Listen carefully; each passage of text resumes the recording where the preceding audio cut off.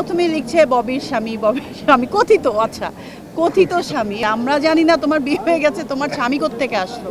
না, আমরা গত রাতে সিদ্ধান্ত নিয়েছি তার বিয়ে ঠিক করে ফেলছি, বিয়ে দিয়ে দেব। ফালতু টপিক নিয়ে ভাইরাল হতে চায়। এর আগে যেগুলো হয়েছে ওগুলো আমি এত কানে নেই নাই, ইগনোর করেছি, কারণ এতটাই ভিত্তিহীন।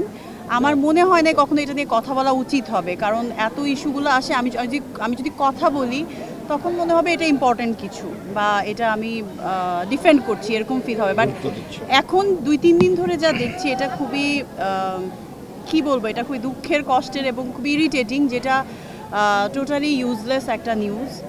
বউ সিনেমার ডিরেক্টর আছে, হিরো আছে, আমি হিরোইন আছি। তো উনি বউ সিনেমার আংশিক প্রডিউসার, ওই হিসেবে ওনার সঙ্গে আমাদের একটা পরিচয়। এবং ওই যে গ্রুপের নাম বলেছে ওইটার আমি কিছু প্রমোশন করেছি, ও আগে করেছি। সো ওইটাকে ভিত্তি করে, এবং আমার বাসায় চুরি হয়েছে ঈদের 2 দিন আগে। আমার বাসায় ডিবি, পুলিশ, র্যাব সবাই গিয়েছে, চুরি হয়েছে যেটার জন্য। তো আমার বাসা কোথায়, আর ওনার বাসা যেটা জানলাম যে এটা গুলশান থেকে তাকে উদ্ধার করা হয়েছে। তো ববির বাসা তো এটা হতেই পারে না।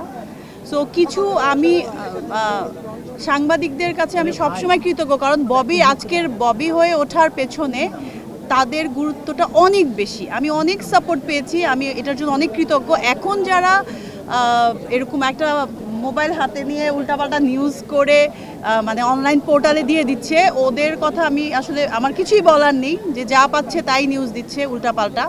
সো যেই নিউজের কোনো ভিত্তি থাকে না সেটা দেওয়া কিন্তু অনেক বড় আইনগত এবং সামাজিকভাবে সবভাবেই কিন্তু এটা ইললিগেল, অনৈতিক। তো আমি আশা করব যে যেহেতু বিষয়টা পরিষ্কার হয়েছে এবং আইনগতভাবেও দেখা গেছে যে ওনার সাথে আমার যাদের কথাই বলছে তাদের কোনো পার্সোনালি প্রফেশনালি ওরকম কোনো মানে নেই, রিলেশন নেই। তো সেটা নিয়ে আমি আশা করব যে তোমরা প্রপারভাবে নিউজটা দিবে। অনেকেই দিচ্ছে, প্রপার নিউজ দিচ্ছে, কিন্তু আমাদের প্রবলেম হচ্ছে ওই যে অনলাইনে যে ভিডিওগুলো আপ দিচ্ছে খুব রসালো ওয়েতে। প্রথমেই লিখছে ববির স্বামী কথিত, আচ্ছা কথিত স্বামী, এবং ওইগুলো দেখে কিছু টিভি চ্যানেলেও হয়তো বা ওরকম আসছে। তো এটা খুবই অবাক করার মতো একটা বিষয়। এখন আমার এত রিলেটিভসরা বাইরে থেকে সবাই কল দিচ্ছে যে কি ঘটনা, আসলে আমরা জানি না তোমার বিয়ে হয়ে গেছে, তোমার স্বামী কোত্থেকে আসলো। সো আমার বোনরাও তো দেশের বাইরে থাকে, আম্মা হজ থেকে এসে এই একবার তো আমার বাসায় চুরি হলো, আবার এখন এই নিউজটা। আমি আসলে ওই চুরিটা নিয়ে খুব ব্যস্ত সময় পার করছিলাম, আমার আম্মার খুব শরীর খারাপ।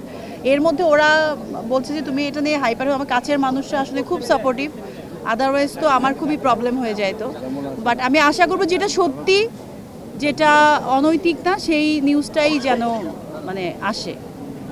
এটা আমি একটা সাপোর্ট করি। আমরা আপনাদের কথার উত্তর আমি একটু দিয়ে দেই, তারপর দেখ সেটা এগুলি আর আসবে না। আমরা গত রাতে সিদ্ধান্ত নিয়েছি তার বিয়ে ঠিক করে ফেলছি, বিয়ে দিয়ে দেব। না চেকের কোনো কিছু না, এটা হচ্ছে ওরা গিফট করছে। গিফটে সবসময় ব্র্যান্ড প্রমোটার যারা প্রমোশনে যায় গিফটটা ওদের থ্রুতে দেয়, আর্টিস্টরা দেয়। এটা খুবই সিম্পল একটা জিনিস, এটা টেকের কোনো বিষয় না। এখন আমাকে কেউ যদি সম্মান, অ্যাজ এ আর্টিস্ট আমাকে সম্মান করে যদি চেয়ারে বসতে দেয় বা ওকে কেউ বসতে দেয়, তো আমি বসবো। টপ চেয়ারে কোনো আর্টিস্ট গেলে আসলে সবাই চেয়ার ছেড়ে বসতে দেয়। এখন অবশ্যই না লিগেলি না কোনোভাবেই। আমি ওদেরকে যখন আমার লয়ার যখন ওদেরকে করছে, তখনই ব্র্যান্ড প্রমোটার তো করবে, ওরা আমার ছবিটা ইউজ করবে, এই জন্য আমাকে মানে পেমেন্ট করেছে, এই জন্যই কন্ট্যাক্টটা করেছে। এবং যখন গিফট দেয় এভাবে ধরেই গিফটটা দেয়, আর্টিস্টকে দিয়েই দেয়। এবং আমরা যখন কোনো অফিসে যাবে, কোথাও যে চেয়ারটা ছেড়ে ওইখানে বসতে দেয়। এখন ওই ছবিগুলো ইউজ করে যদি কেউ বোঝায় যে তা উনিই হচ্ছে এখানকার, তাহলে আমি তো ওইটার সঙ্গে আসলে কোনোভাবেই রিলেটেড না। আমি তো আর্টিস্ট, আমি তো সিনেমায় কাজ করি।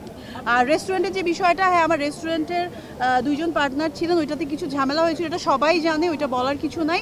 সো আমি এটা ক্লোজ করে দিয়েছি। সত্যি কথা বলতে আমি কেন এতদিন আমার চারপাশে তো ঘুরে নাই।